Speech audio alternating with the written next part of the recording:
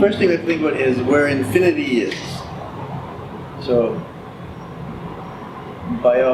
for me, infinity just means it's a place beyond our comprehension. It's a gradual thing, but infinity, if you go all the way that way until we can't understand what's going on anymore, that's infinity. All the way that way is infinity. Infinity, like go forever, it's infinity. So 6 directions to infinity. And the 7th direction to infinity is coming back against those 6 directions. So we have a space like this.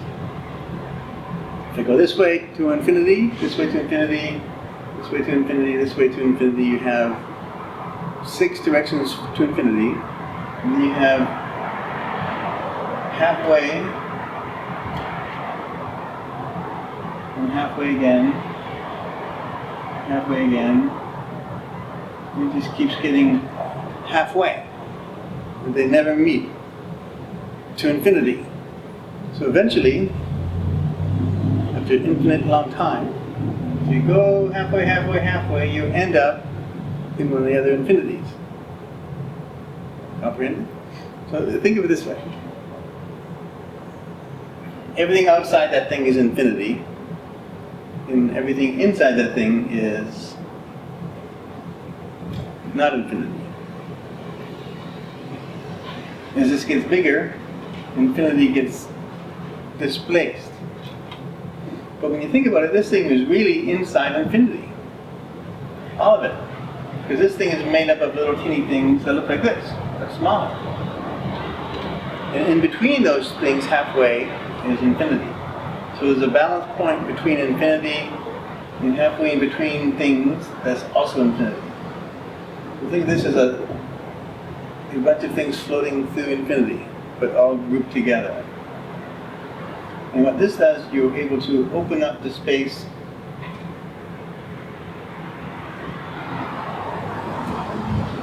to infinity. So if I'm going halfway, halfway, halfway, halfway, halfway, halfway, halfway, and it's so small that it just looks like a line, but really it's 2 lines going to infinity. Same thing here, you open up another one in the middle. That's bigger. And that one in the middle will pull things in. Like if you go into water, say I had a big sheet like this here, and another big sheet like this here, and I pulled them apart, that would cause air bubbles to appear, then all the water would go and try to fill it. Think of water and infinity, it's the same thing. I'm going to open up the space, and more stuff will go in. So we draw the surface of this one here. That.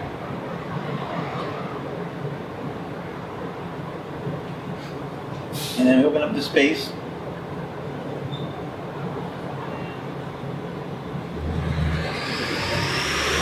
To infinity. This is like a tornado.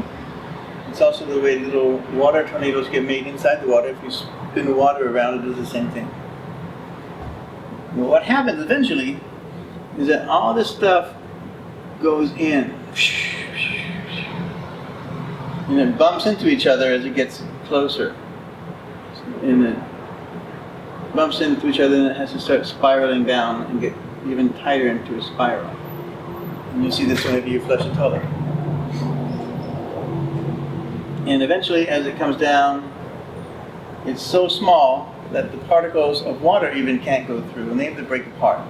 Hydrogen and oxygen will separate, and the smaller pieces will go through. But when that happens, when things separate, they go, there's a little explosion here. The explosion has heat and light connected to it. The heat will come up this way and back out again. So the light will also come up this way and go back out again. So let's redraw this thing.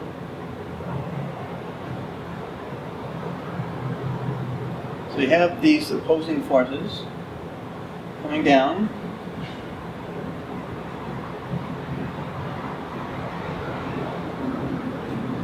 And then you have a force coming out of it.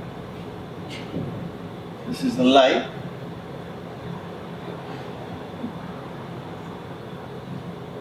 These are demarcations along it, where it can escape out or pull more stuff into it. If you're a submarine, this is in the ocean, you'd be sucked in around here. If you're in a sailboat on top, you'd be sucked in.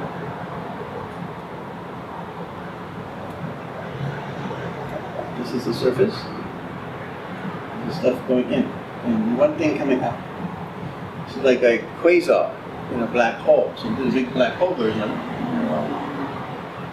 This big swirling mass here. Quasar here. It's everywhere. And there's actually a beat that goes onto it because there's two opposing forces mixing with each other. So these things will start going up and down, and you'll have the famous caduceus, the wings, the two snakes, and the bird, and the thing on top. I'm trying to draw that better. But that's the caduceus. It's also the caduceus, right? It's in everything. It's the way butterflies are made. It's the way birds are made. It's inside you. It's your collarbone. Collarbone goes like that, and it comes down on your sternum. And there's your sternum. And behind your sternum is your heart. There's your upper lip. There's your nostrils. There's your eyebrows. There's your forehead. Eyeballs.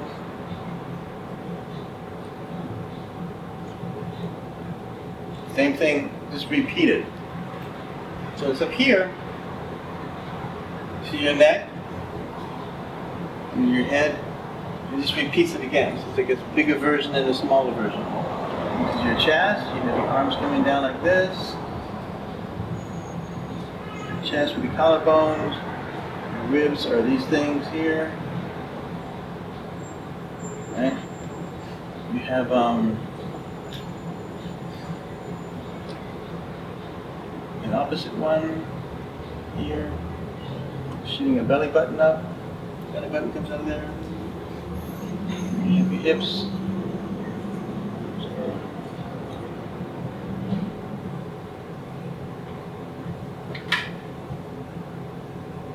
This is just a force that's created by nature, and we're just part of that force.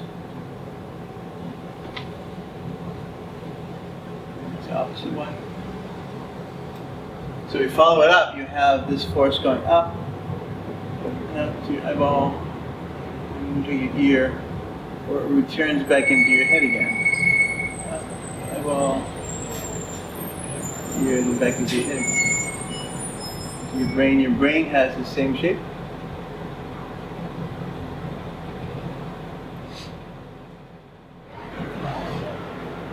So the cool thing is that when you start noticing these things, it becomes obvious and you start seeing them everywhere. Because this is that thing where they say, as above, so below. And you start seeing this cosmic energy inside your physical body, and you're able to tune in with your cosmic energy inside your physical body. So instead of going upstairs looking for whirlpools and things, black holes, you go inside looking for black holes. Little smaller ones, but they're still the same. And when you learn to control them,